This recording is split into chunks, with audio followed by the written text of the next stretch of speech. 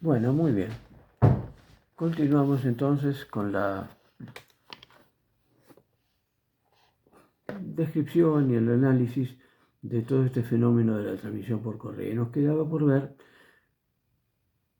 cómo solucionar o cómo acotar, cómo limitar el problema de la flexión de eje.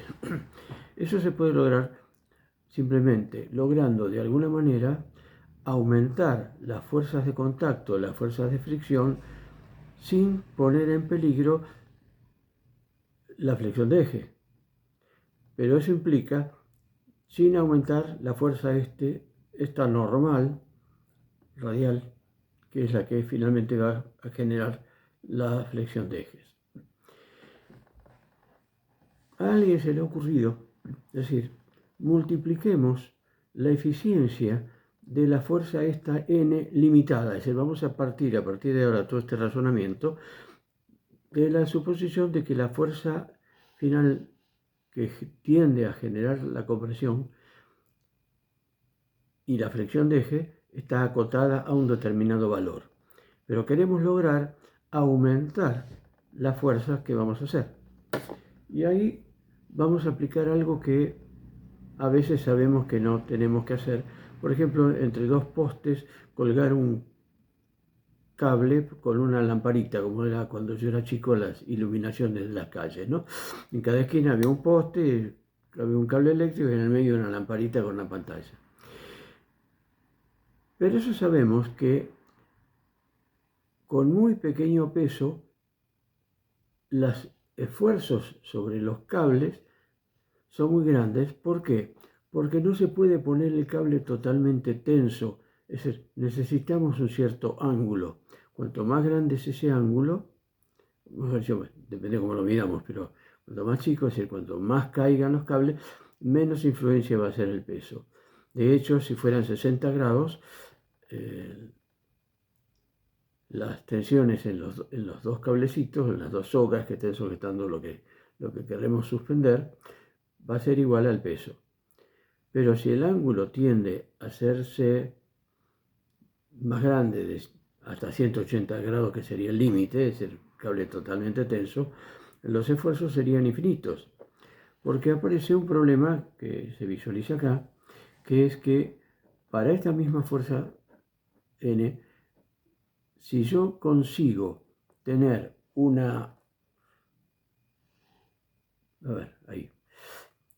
consigo tener unas fuerzas que me generen el contacto, es decir, que estas que están aquí, estas verdes, sean finalmente las que produzcan las componentes de fuerzas de fricción. Para hacer esto, a alguien se le ocurrió, ahuequemos la superficie de la polea y hagamos lo que vemos hoy, es muy corriente, totalmente, de las correas en V. Es la justificación del nacimiento de las correas en V. ¿Por qué? Porque con la misma fuerza radial, que es la que determina la fricción de eje, logro fuerzas de contacto que me generen fuerzas de fricción entre las correas y las poleas mucho mayores.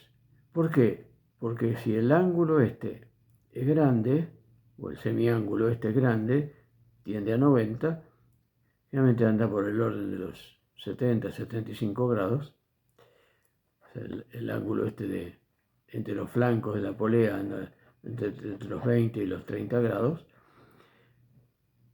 logramos que estas componentes de fuerza sean mucho más grandes. Por un lado tenemos dos, o sea, ya estamos ganando en el sentido que duplicamos. Pero además duplicamos y tenemos fuerzas más grandes que la que genera la flexión de eje. Quiere decir que en estas superficies, acá, la fuerza de contacto que genera el movimiento, bueno, ya que estamos viendo esto así en tercera dimensión, las fuerzas de contacto serían fuerzas perpendiculares al papel, están representadas ahí en el puntito. Entonces, logramos finalmente multiplicar la eficiencia de esta fuerza que genera flexión de eje, haciendo que las fuerzas que realmente van a determinar la flexión no sea esta, sino que sean sus componentes en dos direcciones artificialmente logradas, o sea, no es cualquiera la superficie esta, porque estos ángulos tienen que ser perpendiculares, estas fuerzas tienen que ser perpendiculares a las respectivas superficies. Acá está el dibujito hecho aparte para que se vea, no lo hice sobre el flanco, pero más o menos he tratado de mantener los ángulos para que ustedes lo puedan ver. Dicho esto, nos quedamos muy tranquilos porque hemos logrado solucionar con las correas en B los dos inconvenientes que tenía la transmisión de rueda de contacto. Por un lado, la separación a lo largo, en función del largo de la correa, ya eso solucionó un problema. Y el otro problema que subsistía, que era el de la fuerza de contacto en la correa plana, la fuerza de contacto, aumentarla sin generar mayor flexión de ejes, los hemos solucionado con las correas en B. Es por eso que hoy prácticamente en forma universal siempre vamos a estar viendo sistemas de transmisión con correas en B. Y ahora tenemos que volver a ese problemita inicial que vimos al principio, o a mitad de la charla del video anterior. ¿Cuánto valen las fuerzas de contacto? ¿Y para qué? Si me interesa solamente transmitir el movimiento, ya está, tengo la polea. No, momentito. Las matemáticas van a seguir siendo necesarias porque no solamente nos tenemos que dar cuenta cualitativamente, que ya lo hemos logrado, entender el problema, sino que ahora necesitamos la posibilidad de poder calcular y obtener, por ejemplo, cuál es la diferencia entre las dos tensiones. ¿Por qué? Porque eso hace al dimensionamiento de la correa que voy a necesitar. Y si pongo demasiado material, me sale una correa muy cara y me salgo del mercado porque hay otro que la fabrica con un poco más de inteligencia y funciona sin romperse y es más liviana y por lo tanto más barata. También otro problema puede ser, como vamos a ver más adelante, algunas aplicaciones de este principio de una rueda que transmite el movimiento por fricción a un elemento flexible, una soga, un cable o lo que fuere, no por el tema de la transmisión de movimiento, sino para el tema de poder amarrar un buque, hacer maniobras, o, aunque no sea para amarrar el buque, es alguien que esté navegando a vela y que sabe que puede cazar las escotas de la botavara o la escota del foque y los puede cazar para ajustar el ángulo al rumbo que necesita o al viento que está recibiendo, y va a hacer uso de molinetes. Esos molinetes que en la industria, en la ingeniería naval se terminan denominando cavirones, también están trabajando con ese mismo principio. Y ahí también necesitamos calcular fuerzas, como también necesitaríamos calcular fuerzas de rozamiento, como para calcular las potencias que puedo transmitir con estos ejes. Es decir, no solamente transmitir un movimiento, sino transmitir una cierta potencia. Entonces, lamentablemente, tenemos que ir a buscar la fuerza. ¿Cómo? Bueno, ya alguien se encargó, antes que nosotros, de resolver este problema, que fue ese genio de las matemáticas que se llama Euler, ¿no? Entonces, vamos a ver la posibilidad de poder razonar y deducir una expresión matemática. Ya está deducida, es la expresión de Euler. Acá lo que hacemos es más o menos justificar cómo fue el razonamiento para lograrlo.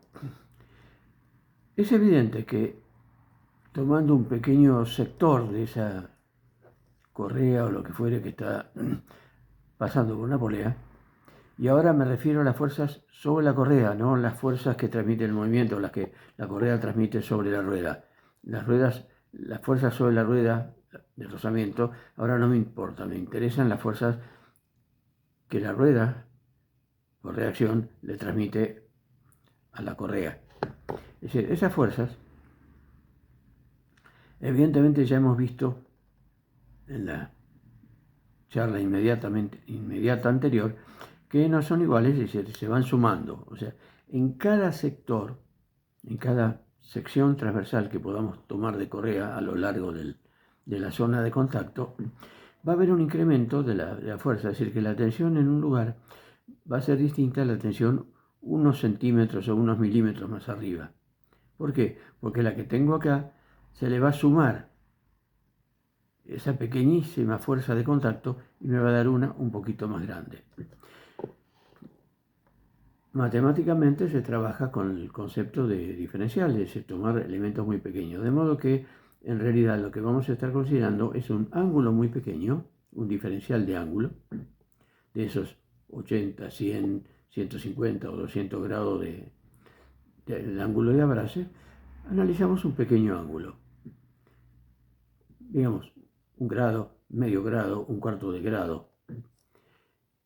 Y ahí básicamente tenemos dos componentes. Ahora fíjense que tenemos dos componentes que, como estamos trabajando en forma diferencial, los módulos prácticamente son iguales. Es decir, tenemos una cierta tensión T, vamos, 20 kilos, y acá arriba vamos a tener una tensión un poquito incrementada por la componente de fuerza de rozamiento. Esa componente de fuerza de rozamiento será a lo mejor de 0,05. Bueno, no importa. Acá tenemos 20 y acá arriba tenemos 20,005. A los efectos prácticos de sumar estas dos, que como no tienen la misma dirección, no se anulan, tienen una resultante. Esa resultante, evidentemente, va a estar apuntando hacia el centro.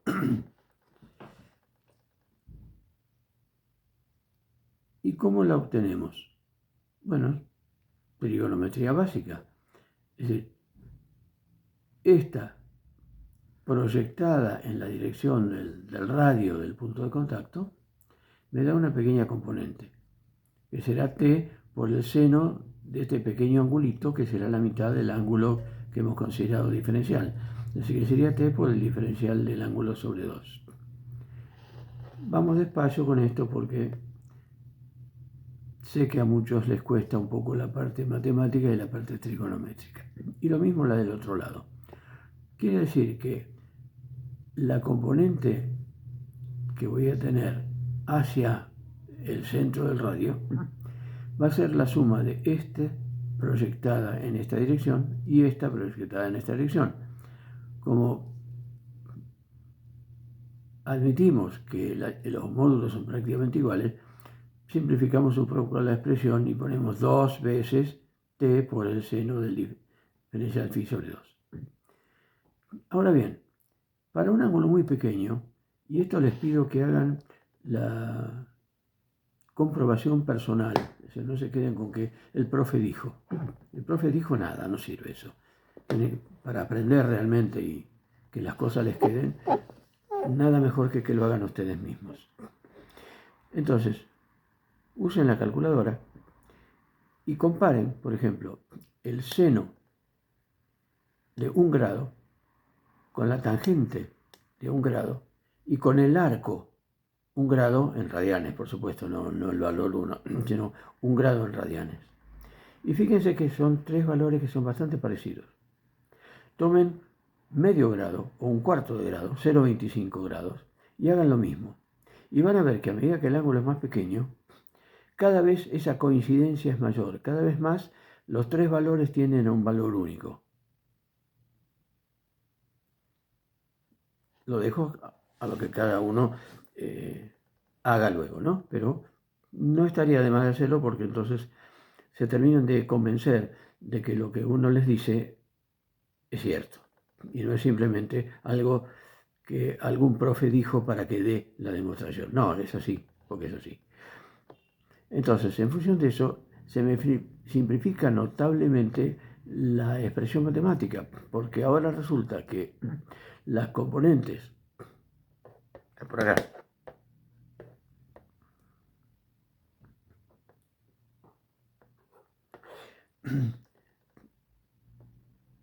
de esa fuerza, el diferencial resulta simplemente, el seno desaparece, me queda el diferencial phi sobre 2, con el 2 me queda t y un diferencial de phi.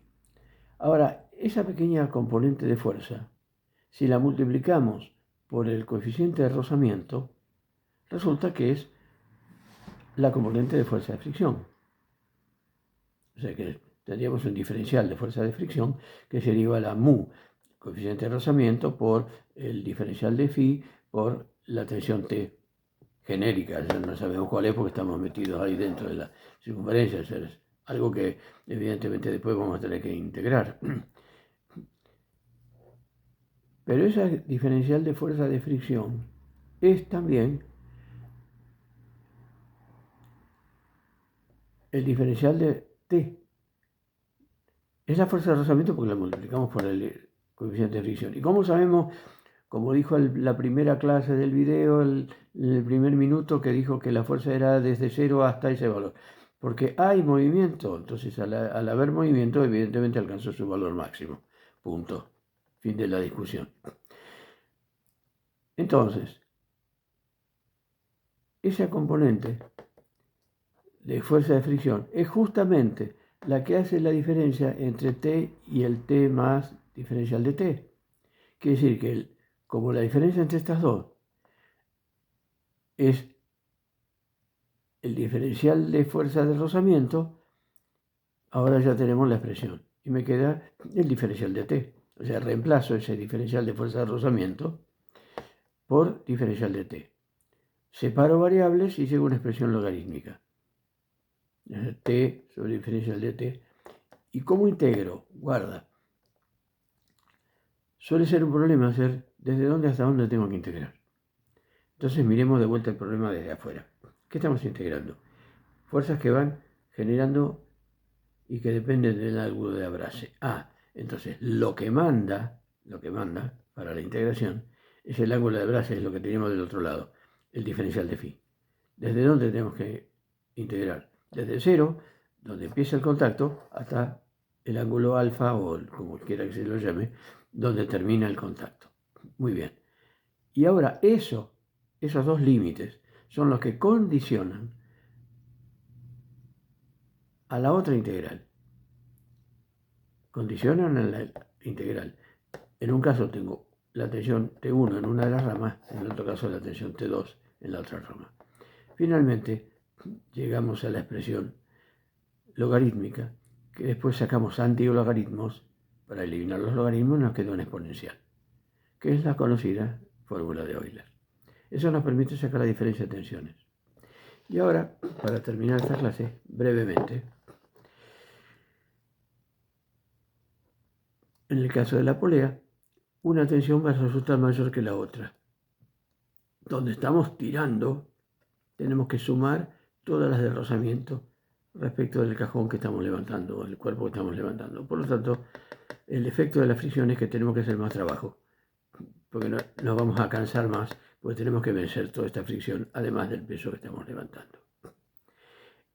Ahora, inteligentemente aprobada. Vamos al caso del cabirón, el molinete, que me permite cobrar una barra. Ahora las fuerzas son al revés. Resulta que la fuerza que yo hago con la mano es más chica y normalmente se da una o dos, como dibujé, o dos vueltas para aumentar todavía el ángulo de abrace, más todavía, y podemos generar una fuerza muy alta, de a lo mejor con 20 o 30 kilos que estamos haciendo, podemos generar una fuerza de 1 tonelada. Depende del ángulo de abrace, por supuesto depende del coeficiente de fricción. Ojo, no piensen que van a tener un coeficiente de fricción de 0,8, 0,4 es un coeficiente de fricción ya muy muy alto de una zapata de freno.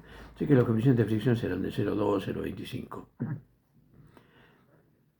Pero me permite cobrar una amarra tirando uno o dos marineros o uno o dos navegantes ahí en un velero, tirar para cazar una escolta. Y eso les simplifica mucho. Ahora, ¿por qué cambió el sentido? ¿Por qué ahora la que yo estoy haciendo acá es más chica y acá era más grande? Porque acá la polea es conducida, yo la estoy accionando. En cambio acá es el motor que acciona el cabirón. Y yo me estoy aprovechando de esa potencia, de ese trabajo que está haciendo el cabirón, para hacer una fuerza chica y que esa fuerza quede multiplicada. Sigan después con cuidado y van los sentidos de estas fuercitas para ver que efectivamente la que resulta acá grande, que es la que me interesa para arrimar el buque al muelle o para cazar la escolta, es la que se ejerció con la mano más todas las de rozamiento. Claro, cuanto más rozamiento haya y cuanto más longitud de cable tenga metido acá o de soga tenga metida alrededor del cabirón, mejor. Por eso es que se dan mínimo una vuelta completa, pero generalmente dos.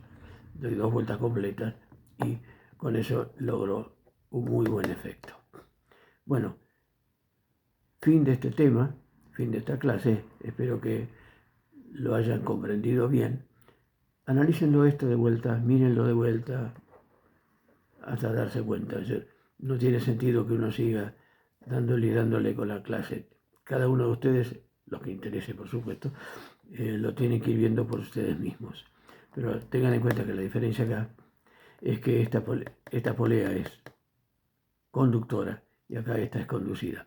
Ojo, en el sistema de 2 poleas, de la cadena de la bicicleta o de un motor que acciona una correa en B, también en la conducida se da una situación y en la conductora se da una situación muy similar a esta, que también justifica por qué las tensiones en las distintas ramas del sistema de 2 poleas es distinto, ¿no? Bueno, muy bien.